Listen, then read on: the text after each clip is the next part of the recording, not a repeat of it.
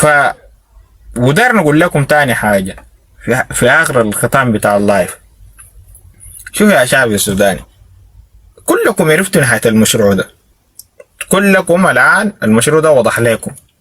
الحاجة دي بتنتمي لأسرة معينة، والأسرة المعينة دي بيعتقد إنهم هم عندهم ديمقراطية، مع إن هي أسرة عادل ما أعرف منو كلها أسرة واحدة.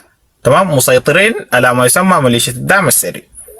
تمام، الميليشيا دي كل الاشخاص اللي انتوا بتشوفوهم من قبائل تانية عبارة عن ديل زي ما بيقولوا بيطعموا بيهم الملاح. لما تيجي تتكلم تقول لهم والله يا اخي انتوا مسيطرين، اقول لك يا اخي انت معنا واحد شايقي اسمه خالد اجوبة، معنا واحد من النيل الازرق اسمه المكش هوتال، معنا واحد والله كده. طيب على مستوى القيادة،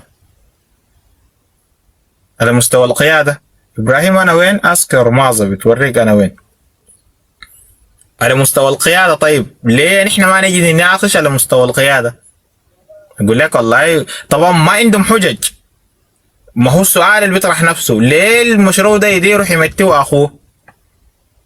سؤال، ليش المشروع ده يديره حميتي أخوه؟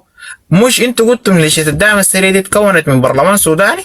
طيب هسه احنا نعمل استفتاء، يعني احنا كناس سودانيين تمام، والدعم السري ده اتعمل في برلمان سوداني، خلاص عايزين الدعم السري ده الان تعليمات من الشعب السوداني كله يتجمع لنا في معسكر واحد.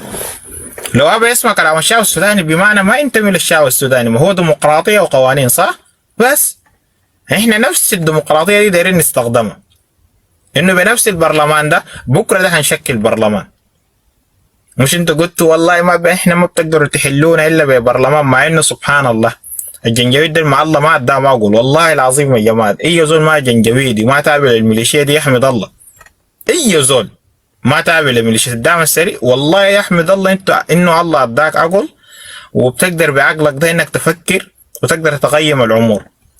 تخيل واحد بيقول لك هو بيحارب في الكيزان تمام، وفي نفس الوقت يعني هو بيحارب في الكيزان تمام، وفي نفس الوقت معترف بالبرلمان بتاعهم. انا ما اعرف المعادله دي دايرين الناس تفهمها كيف.